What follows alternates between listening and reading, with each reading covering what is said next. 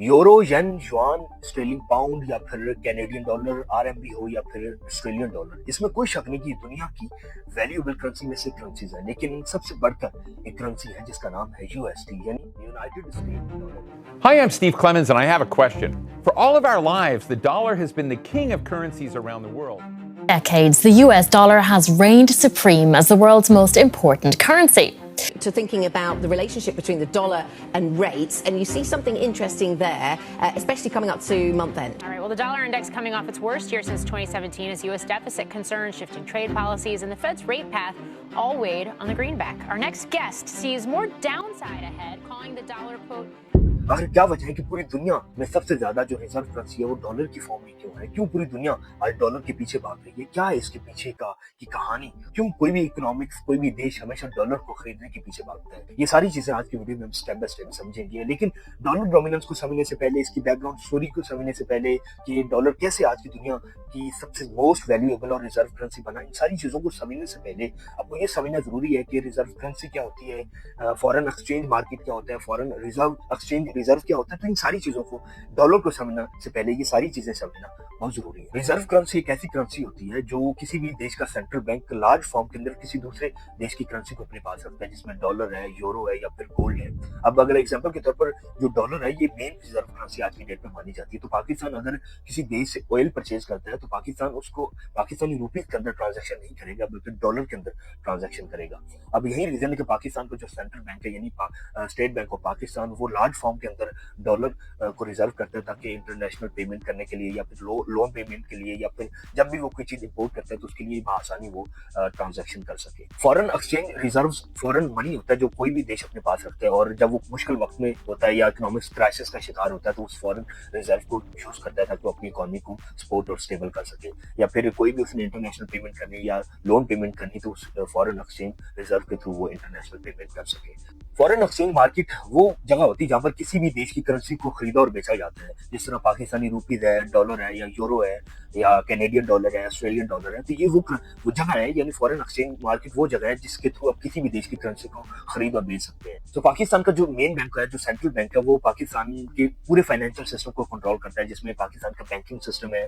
पाकिस्तान के अंदर जितनी भी मनी कंट्रोल है वो सारा पाकिस्तान के सेंट्रल बैंक के पास होता है। सबसे इंपॉर्टेंट और जो मेन काम होता है किसी भी सेंट्रल बैंक का, वो होता है मनी को प्रिंट करना या फिर इंटरेस्ट रेट को देखना या फिर जितने भी हमारे देश के अंदर बैंकिंग सिस्टम होते हैं उनको देखना, ताकि क्या वो वर्किंग ठीक कर रहे हैं, क्या वो स्टेट बैंक या सेंट्रल बैंक की पॉलिसीज के अकॉर्डिंग काम कर रहे हैं या नहीं कर रहे। सेंट्रल बैंक फॉरेन मार्केट के अंदर अपने देश की करेंसी की वैल्यू को डिसाइड करता है और वो ओवरऑल कंट्रोल करता है। अगर हमारे देश की करेंसी की वैल्यू ज्यादा अच्छी होगी तो वो ज्यादा स्टेबल होगी, ज्यादा इन्वेस्टमेंट पाएगी हमारे देश के अंदर। अगर वो उसकी वैल्यू अच्छी नहीं होगी तो ऑब्वियस सी बात है वो ज्यादा स्टेबलाइज भी नहीं होगी और ना ही कोई इन्वेस्टमेंट हमारे देश के अंदर आएगी। अगर एग्जाम्पल के तौर पर पाकिस्तानी रुपीज की वैल्यू कम होती है इकोनॉमिक क्राइसिस के दौरान, तो स्टेट बैंक ऑफ पाकिस्तान अपने फॉरेन रिजर्व को यूज करेगा पाकिस्तानी करेंसी को सपोर्ट करने के लिए और अपने देश की करेंसी को सपोर्ट करने के लिए, ताकि वो ज्यादा से ज्यादा स्टेबल हो सके और ज्यादा से ज्यादा फॉरेन से इन्वेस्टमेंट आ सके। आईएमएफ यानी इंटरनेशनल मॉनेटरी फंड, ये एक ऑर्गेनाइजेशन है, ये पूरी दुनिया के अंदर फाइनेंशियल सिस्टम को कंट्रोल करती है। इनके अकॉर्डिंग दुनिया की 8 मेन करेंसीज है,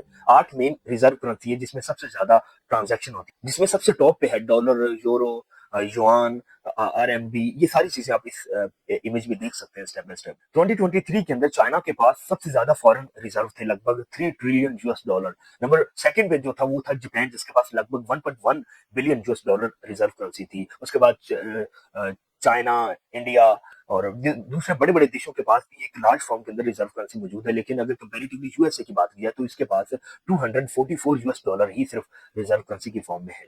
अब अगर आज की डेट में हमने डॉलर डोमिनेंस को समझना है, कैसे ये दुनिया की रिजर्व करेंसी बनी, तो हमें थोड़ा सा पीछे जाना होगा, यानी 1933 जब ग्रेट डिप्रेशन का दौर था, बिजनेस फेल हो रहे थे, लोगों के पास ज्यादा जॉब नहीं थी, बैंक प्रॉपर काम नहीं कर रहे थे। तो उस दौर के अमेरिकन प्रेसिडेंट एफबी रूजवेल्ट ने ये ऑर्डर दिया, टेम्परेरी तौर पर बैंक को स्टॉप करने का ऑर्डर दे दिया कि वो गोल्ड को एक्सपोर्ट नहीं करेंगे। उसके बाद अमेरिकन प्रेसिडेंट ने गवर्नमेंट को ये ऑर्डर दिया कि वो ज्यादा से ज्यादा पेपर मनी को प्रिंट करें और अपनी इकोनॉमी को रिकवर करने की कोशिश करें।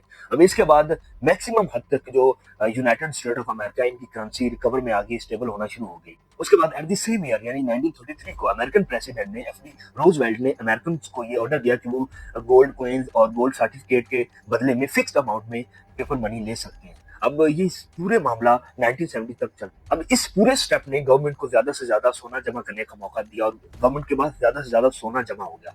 उसके बाद 1934 के गवर्नमेंट ने गोल्ड की प्राइस में इजाफा कर दिया, यानी $20 पर आउंस की बजाय 35 पर आउंस कर दिया, जिससे गवर्नमेंट को ज्यादा से ज्यादा और पेपर मनी प्रिंट करने का मौका मिला और अपनी इकोनॉमी को स्टेबल और सपोर्ट करने का मौका मिला। डॉलर डोमिनेंस और डॉलर की इतनी बड़ी मिकदार में रिजर्व होना के पीछे की बड़ी रीजन है वर्ल्ड वार 2 का होना। यानी वर्ल्ड वार 2 जब हुई उससे पहले अमेरिका अपने आप को स्टेबल कर चुका था, इकोनॉमी के लिहाज से अपनी इकोनॉमी को इतना ग्लोबली स्ट्रॉन्ग कर चुका था कि बहुत सारे देश उस वक्त की जो वीक इकोनॉमिक्स थी वो अमेरिका की तरफ आई और उन्होंने अमेरिका के डॉलर के ऊपर ट्रस्ट शो किया। यानी 1944 लगभग 44 कंट्रीज ने मिलकर एक ग्लोबल फाइनेंशियल सिस्टम बनाने पर एग्री हुए, जिसमें उन्होंने IMF और वर्ल्ड बैंक जैसे बड़े बड़े इदारे बनाए। अब इसके बाद डॉलर को गोल्ड के साथ लिंक कर दिया जाता है फिक्स प्राइस के साथ और इसको रिलायबल बनाया जाता है पूरी दुनिया के लिए।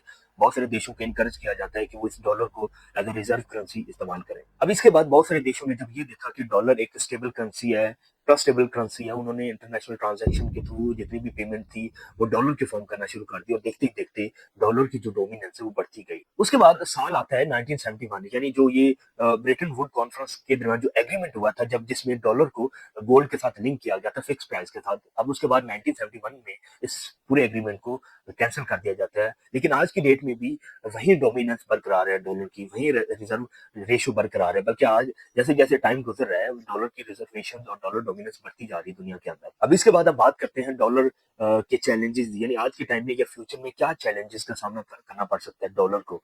नंबर 1 पे बात करेंगे चाइना ग्लोबल। 1990s के अंदर जब चाइना इकोनॉमिकली ग्रो कर रहा था तो चाइना ने ये सोचा क्यों ना हम किसी और करेंसी के अंदर ट्रांजैक्शन करने के बजाय हम अपनी ही करेंसी के अंदर इंटरनेशनल ट्रांजैक्शन करते हैं और अपनी ट्रेड को अपनी करेंसी में लेके आते हैं ताकि ग्लोबली अपनी करेंसी में ट्रेड की जा सके। यानी जो चाइना की करेंसी है उसे RMB कहते हैं, यानी अपनी RMB करेंसी के अंदर ही अपनी ट्रेड को लाया जा सके। एज अ रिजल्ट RMB ने कोई इतना खास काम नहीं किया ग्लोबली, ना कोई इतनी ट्रांजैक्शन है, लेकिन फिर भी ये दुनिया की 8वीं ट्रेडेड करेंसी और दुनिया की 6ठी पेमेंट होने वाली करेंसी बन गई। अगर इसकी शेयर की अगर बात की जाए तो इसका ओवरऑल ग्लोबल जो शेयर है वो 1.66% है, लेकिन कंपैरेटिवली अगर डॉलर और यूरो की बात की जाए तो इसकी जो ग्लोबल ट्रांजैक्शन है वो पूरी दुनिया के अंदर वो 75% है।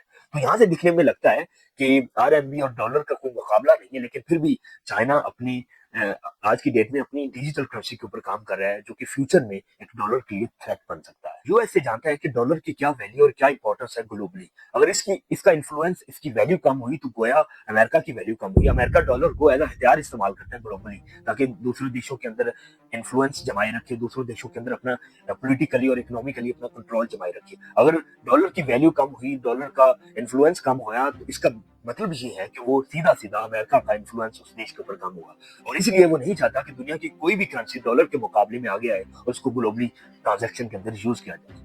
रिसेंट ईयर बहुत सारी प्राइवेट कंपनी ने अपनी प्राइवेट और डिजिटल करेंसी को लॉन्च करने की कोशिश की, लेकिन वो बहुत ज्यादा रिस्की था, अनस्टेबल करेंसी थी, ऑफिशियल भी नहीं थी, तो वो इतनी ज्यादा चली नहीं। लेकिन फिर भी बहुत ज्यादा बड़ी बड़ी कंपनी ने ऑफिशियली और ट्रस्टेबल करेंसीज को बनाया है और मार्केट के अंदर लेके आए हैं, जिस तरह JP मॉर्गन है जिसको डायरेक्ट US डॉलर के साथ लिंक किया गया। एट द सेम है जितने भी सेंट्रल बैंक हैं उन्होंने ऑलरेडी अपनी डिजिटल करेंसी बनाने के ऊपर वर्किंग शुरू कर दी है। 2021 के सर्वे के अकॉर्डिंग अगर बात की जाए तो 90% ऑफ द सेंट्रल बैंक जो दुनिया में उन्होंने अपने डिजिटल करेंसी बनाने के ऊपर जोर दिया और उसके ऊपर वर्किंग शुरू की आज। अब अगर फ्यूचर की बात की जाए डॉलर को तो इन 2-4 चैलेंजेस के सिवा कुछ बड़ा साइन नजर नहीं आता कि डॉलर को फ्यूचर में कुछ थ्रेट मिल सकता है अपनी इन्फ्लुएंस के लिहाज से, अपनी डोमिनेंस के लिहाज से। लेकिन फिर भी कहीं ना कहीं अमेरिका डरा हुआ है कि ये जो डिजिटल करेंसी है ये फ्यूचर में डॉलर के लिए एक बड़ा थ्रेट बन सकती है। और जो बड़ी बड़ी आज की डेट में ऑर्गेनाइजेशन बन रही है जिस तरह ब्रिक्स है और जिस तरह और देश मिलकर अपनी अपनी एक ऑर्गेनाइजेशन बना रहे हैं डी-डॉलराइजेशन को लेकर,